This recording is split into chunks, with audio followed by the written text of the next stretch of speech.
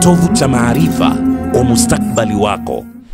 Waislamu, tukiwa katika Ramadhani, turudi katika mila zetu, turudi katika kuhakikisha kwamba tunaoneana huruma na kusaidiana ile furaha ya ambayo ya hapa duniani, kwamba mtu anapofutari anafurahi. Na Mtume sallallahu alaihi wasallam kwa kumalizia anasema hakuna jambo bora baada ya kutekeleza faradhi kama kuingiza furaha katika moyo wa Muislamu.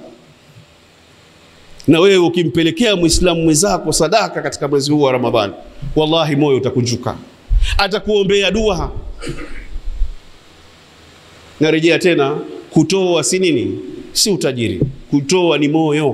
Kwa hivyo Waislamu, tuwe na moyo wa kutoa ili tuweze kuhakikisha kwamba tunasaidiana baina yetu, ili isije ikafika pahala kwamba kuna Muislamu ambaye anafunga lakini hana cha kukitia katika mdomo wake. Tutakuja kushindwa kwenda kuzungumza kwa Allah subhanahu wa ta'ala kwamba wewe ulikaa mbele ukazungumzwa na masahani, mkono wako unatalii, unatoka hapo unakwenda hapo unakwenda kule, lakini mwenzako cha kukitia mdomoni hana. Tutakuwa tuna wakati mgumu wa kumjibu Allah subhanahu wa ta'ala.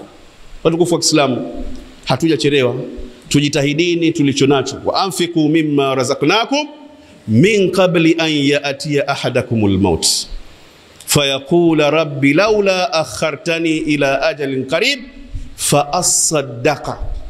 Sio kuja kusali, fa asaddaqa, ili nipate kutoa sadaka.